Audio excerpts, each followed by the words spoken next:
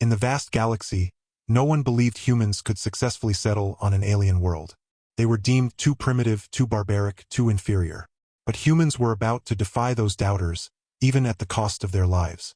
Captain Jamie Reid tightened his grip on the command console of the UES Odyssey 452, with 250 human lives 250 light-years from home. Their mission: establish humanity's inaugural colony in the Nadar system, specifically on Nadar 452b, a chance for their own survival. However, the galaxy had different plans. Dropping out of warp over Nadar 452b, the Odyssey discovered it was already inhabited by the Zians, an advanced alien race surpassing humans in every technological aspect. The Zians had observed humanity's conflicts and violence from a distance for centuries, unimpressed. Captain Reid faced the daunting task of convincing the Neotech to peacefully allow humans to settle on Nadar 452b, proving that humans had evolved and deserved this opportunity to secure their future among the stars. He arranged a meeting with Ambassador Zorax, the Neotech leader, understanding that this single encounter would determine the fate of 452 humans and humanities standing in the galaxy.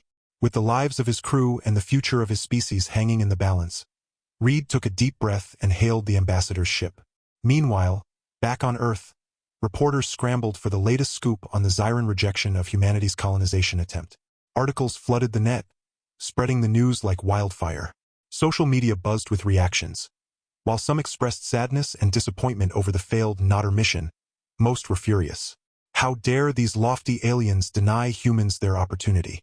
Mobs gathered in city streets and outside government buildings, brandishing signs demanding retaliation against the Zians. The anger was palpable. Senator Marcus Rollins emerged as one of the most vociferous voices fueling the outrage. He convened a press conference on the Capitol steps, eager to capitalize on the moment. Rollins, a staunch human supremacist, seized the opportunity to present his case. "My fellow humans," he boomed to the crowd of reporters and irate citizens. "Today is a dark day. The Neotech spit in the face of humanity's destiny among the stars. They deem themselves superior, believing they can dictate our fate. But I say no more." The crowd erupted in agreement as Rollins continued his tirade. "The Neotech hoard technology centuries beyond our own, technology that could solve many of Earth's problems. Yet, out of arrogance, out of disdain for our species, they deny us this. We cannot let this stand. I call upon President Stellar and the world's leaders to give the Neotechs an ultimatum. Allow humans to settle on Nadar 452b or face the consequences. If they will not listen to reason, then we must take the planet by force, showing them that humanity will not be pushed around." Rollins' impassioned speech achieved its desired effect. His aggressive rhetoric resonated with the enraged masses, galvanizing those already advocating for military action. He rallied other senators and representatives, urging them to pressure the president to take a hard stance against the Neotech. Several influential officials openly aligned with Rollins, whether out of genuine conviction or political expediency. His coalition was gaining momentum. However, not everyone was on board. In the Oval Office, President Emily Stellar sighed in frustration, rubbing her temples. She had just concluded a call with the Joint Chiefs, who were divided on how to respond to Rollins' demands. As a veteran herself, Stellar understood the grim cost of war. Even if humans could somehow conquer Nadar 452b, which seemed improbable against the Neotech's superior technology, was it worth the bloodshed? Was it worth the loss of life on both sides over a mere place to live? Stellar believed in humanity's right to expand to the stars, but not through force and aggression. Such actions would only validate the Neotech's low opinion of humans. Stellar knew there had to be another way. Her gaze settled on a framed photo on her desk, depicting her shaking hands with Captain Reid at his appointment ceremony as the first hand-picked commander of the Nadar mission. If anyone could salvage this mess, it was him. She activated the quantum entanglement comm link to the Odyssey, determined to reach Reid. Reid, fatigued yet resolute face appeared on screen as Stellar briefed him on the worsening situation on Earth and Rollins' warlike rhetoric. "Captain, I need you to find a diplomatic solution, and fast," Stellar urged. "Win over the Neotechs. Show them that we come in peace, that cooperation between our species is in everyone's interest. You're our best hope for resolving this crisis without bloodshed." "I won't let you down, Madam President," Reid replied assuredly. "My crew and I will find a way." As the call ended, Reid stared out at the curvature of Nadar 452b, knowing that somewhere down there, with the Neotechs, lay the key to his people's future. But with the mounting pressure and Rollin's belligerence, he knew time was running out. If diplomacy failed again, war could become inevitable, and that was not the first contact he wanted to make. Wiping the sweat from his brow, Reid trudged through the remote Neotech canyon with his exploration team. The sun beat down mercilessly as they scanned the area for any signs of the aliens' advanced technology. Understanding Neotech culture and capabilities was crucial to winning them over. Suddenly, Lieutenant Zhang called out from up ahead, alerting Reid to strange energy readings emanating from a nearby cavern. Reid hurried over, pulling out his scanner. The device beeped frantically as he waved it at the cave entrance. "You're right. I've never seen readings like this before," he muttered. Cautiously, the team ventured inside, their flashlights cutting through the gloom.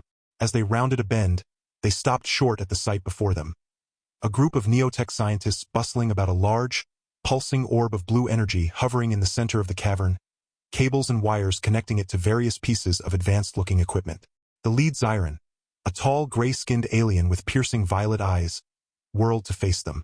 "Who are you? What are you doing here?" he demanded. Reid stepped forward, hands raised placatingly. "I'm Captain Jamie Reid of the UES Odyssey. We mean no harm. We're here on a peaceful mission to establish relations between our species." The Neotech snorted derisively. "Humans, your kind are not welcome on Nadar 452b. Leave now before I have you removed by force." Reid stood his ground. "Please, we only wish to understand your people better, to find common ground between us. Surely there is no need for hostility." "I am Dr. Zoc, lead scientist on this project," the alien said coldly, "and I have no interest in finding common ground with a primitive, warlike species like yours. Now go, before—" A sudden flare from the energy orb interrupted him, alarms blaring as the light pulsed erratically, growing brighter and more unstable by the second. Neotech scientists scrambled about in a panic, shouting in their native language. "What's happening?" Reid asked, eyes fixed on the dangerous-looking orb. "The energy source is destabilizing," Zoc snapped, frantically adjusting settings on a nearby control panel. "We're trying to contain it, but—" Another violent pulse rocked the cavern. Reid studied the fluctuating readings on his scanner, a look of recognition crossing his face. "This energy signature, I think I've seen something like it before." "Impossible. This technology is far beyond your comprehension," Zoc retorted. "No, I'm serious," Reid insisted. "Our scientists have been studying an anomaly with a similar energy pattern back on Earth. They've been working on stabilization techniques." The Ziran scoffed, as if humans could have anything to contribute. But as another particularly violent surge from the orb sent sparks flying, singeing Zio's lab coat, he cursed, struggling to regain control. Reid locked eyes with the alien scientist. "Dr. Neo, I know you have no reason to trust us, but right now it looks like you could use all the help you can get. Let us work together on this. Combine our knowledge. We might just have a solution." Neo hesitated, pride warred with desperation on his angular features. Finally, as another shockwave rippled through the cave, he relented. "Fine, but if you make things worse, I'll personally throw you off this planet myself," Neo warned. Reid nodded, already pulling up the stabilization protocols on his scanner. "Understood. Zhang Nakamura, you're with me. The rest of you, assist the Neotech team however you can." As the human and alien scientists worked side by side to contain the volatile energy, a grudging respect began to grow between them. Reid marveled at the elegance of Neotech equations, while Neo found himself surprised at the humans' innovative approaches to problem-solving. Days blurred together as they labored tirelessly, fine-tuning containment fields and recalibrating equipment. Slowly but surely, the energy orb stabilized, its pulsing evening out into a steady, controlled hum. Neo stepped back, exhaustion and relief etched onto his face. "I can't believe it. We actually did it," he remarked. Reid clapped the alien on the shoulder, grinning. "Couldn't have done it without you, Duke. Your people's advanced tech combined with our outside-the-box thinking. We make a pretty good team." Neo looked at Reid appraisingly, as if seeing him in a new light. "Perhaps I was too quick to dismiss your species, Captain. It seems we may have more in common than I thought." As the human and Neotech scientists shook hands, a new chapter in interspecies relations opened up, one of cooperation, mutual respect, and the promise of a brighter future for both their worlds. Reid just hoped it would be enough to change the minds of those back on Earth who clamored for war. But for now, He savored this small victory, a glimmer of hope amidst the stars. Word of the successful human-Neotech collaboration spread through alien society like wildfire. Reports of Dr. Zio and Captain Reid working side by side to stabilize the mysterious energy source were on everyone's lips and screens. The unprecedented cooperation between the two species sparked a heated debate that divided the Zians. Ambassador Zorax found himself at the center of the controversy. He paced in his office, his brow furrowed as he watched the latest news feed. The humans had indeed proven useful in averting the energy crisis, he had to admit. But could one instance of helpfulness outweigh centuries of observing humanity's violent tendencies? He wasn't so sure. "Ambassador, you have a visitor," his aide chirped from the doorway. "Dr. Neo is here to see you." Zorax tensed. It was no secret that the esteemed scientist had become the most vocal advocate for the humans. "Very well, send him in," Zorax sighed. The door slid open, and Neo strode in, his lab coat billowing behind him. "Ambassador, I hope you've seen the latest reports from the energy lab," he began. "I have," Zorax replied evenly. "And while I acknowledge the humans' contributions, I still have my doubts about their intentions." Zok shook his head. "Zorax, I was just as skeptical as you. But then I saw them in action, their ingenuity, their adaptability. They could have easily withheld their assistance, but they didn't. We are more alike than I ever imagined." He leaned forward, his eyes intense. "Think of the potential, Ambassador. If we let go of our prejudice and embrace the humans as allies, there is no limit to what our two civilizations could achieve together." Zorax held up a hand. "Enough, Doctor. I admire your optimism, but the risks far outweigh the benefits. How can we trust a species with such a bloody history? No, it's best if they find some other world to settle." Before Zok could argue further, a deafening boom shook the building, alarms blaring as panicked shouts echoed from outside. Zorax and Zok rushed to the window, their eyes widening at the scene of chaos unfolding below. Strange ships filled the sky, raining down laser fire on the Neotech city. Buildings crumbled as the streets erupted in flames. The Neotech defenses tried to regroup, but they seemed no match for the surprise attack. "By the stars, what's happening?" Zorax gasped. Zok tapped at his wrist communicator, holographic readings glowing in the air. "Unknown vessels, not Zyran or human. They're targeting our infrastructure, our defenses. We're being invaded." Zorax tried to call the Zyran fleet, but the signals were jammed. Reports filtered through of the attackers breaching the city perimeter, their ground troops bearing down on the central plaza. Fear gripped Zorax as he realized the terrible truth. For all their technological prowess, the Zians were being overwhelmed by a superior force, and there was no one to help them. Or so he thought. A new ship roared into view, human letters emblazoned on its hull, UES Odyssey. It cut through the chaos, pulse cannons blazing as it engaged the enemy fighters on the ground. Captain Reid led his crew in a fierce counterattack against the invaders.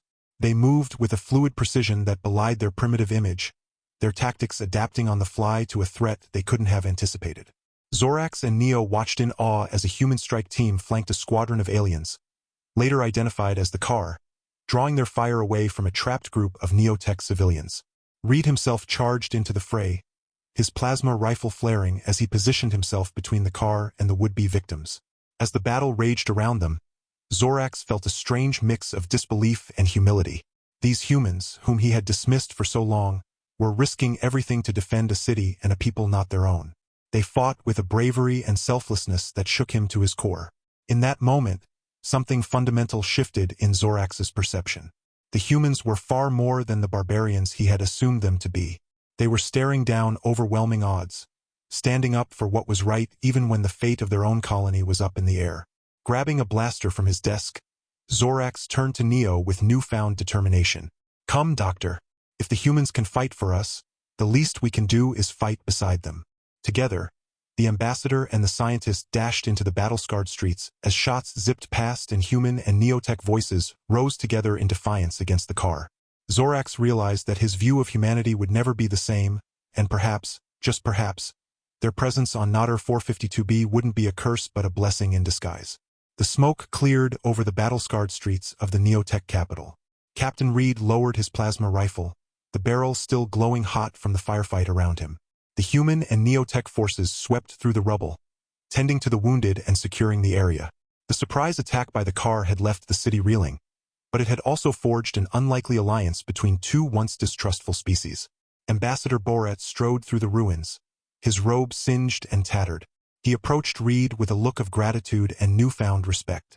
"Captain, I owe you and your crew a great debt.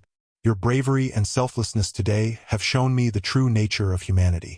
I was wrong to judge your species so harshly." Reid clasped the Neotech's hand firmly. "We're all in this fight together now, Ambassador. The car threat affects us all, and we'll stand by your side to face it head-on." Zorax nodded solemnly. "Indeed, it's clear now that the Neotech cannot stand alone against this enemy. We need allies, and I can think of none better than the humans who fought so valiantly for us today." He turned to address the gathered crowd of Neotech and humans. "In light of recent events and the undeniable valor displayed by our human friends, I propose a formal alliance between our two civilizations. Together, we can face the car threat and secure a peaceful future for both our worlds." The crowd erupted in cheers and applause. Dr. Zox stepped forward, his eyes shining with pride. "I second the ambassador's proposal. The humans have proven themselves worthy partners, and our combined knowledge and resources will be a force to be reckoned with." In the days that followed, the Neotech Council convened to discuss the proposed alliance. The debate was intense, but the overwhelming evidence of human bravery and the looming car threat swayed even the most skeptical members. In a historic vote, the Council approved the alliance and granted humans permission to establish a colony on Nadar 452b. As the news spread, the human and Neotech scientific communities buzzed with excitement. Joint research teams were formed, combining the best minds from both civilizations to develop cutting-edge technologies and strategies to counter the car. Advanced shield generators, quantum-entangled communication systems, and AI-enhanced battle simulations were just a few of the breakthroughs that emerged from the collaboration. Captain Reid found himself at the center of the growing partnership, hailed as a hero by both humans and Neotech. He was appointed as the official liaison between the two races, working tirelessly alongside Ambassador Zorax to strengthen the bonds of friendship and cooperation. They coordinated joint military exercises and oversaw the establishment of the human colony on Nadar 452b. News of the alliance and the impending car threat sent shockwaves through the population. President Stellar's diplomatic approach, once criticized by some as weak, was now lauded as a stroke of genius. The public rallied behind her leadership, united in the face of a common enemy. Senator Rollins, faced with the undeniable success of the peaceful collaboration, found himself in a difficult position. His aggressive stance had won him support in the past, but now it seemed out of touch with the new reality. In a surprising move, he publicly endorsed the alliance, pledging his support to the war effort against the car. As the human colony on Nadar 452b began to take shape, a sense of hope and determination filled the air. Human and Neotech families worked side by side, building homes, schools, and community centers. Children of both species played together in the streets, their laughter a symbol of the bright future they were creating. Captain Reid stood on a hilltop overlooking the growing settlement, a smile tugging at his lips. The journey that had brought him to this moment had been filled with challenges and uncertainties. But now, seeing the two civilizations united in common cause, he knew it had all been worth it. He thought back to the early days of the mission, the doubts and fears that had plagued him. But through the trials and triumphs, the humans and Zians had forged an unbreakable bond. They had proven that cooperation and understanding could bridge even the vastest of differences. As he watched the sun set over the horizon, painting the sky in brilliant hues of orange and purple, Reid felt a sense of calm wash over him. The road ahead would not be easy, and the car threat loomed large on the horizon. But with the strength of their newfound alliance, he knew that humans and Neotech would face whatever challenges the universe threw their way, together.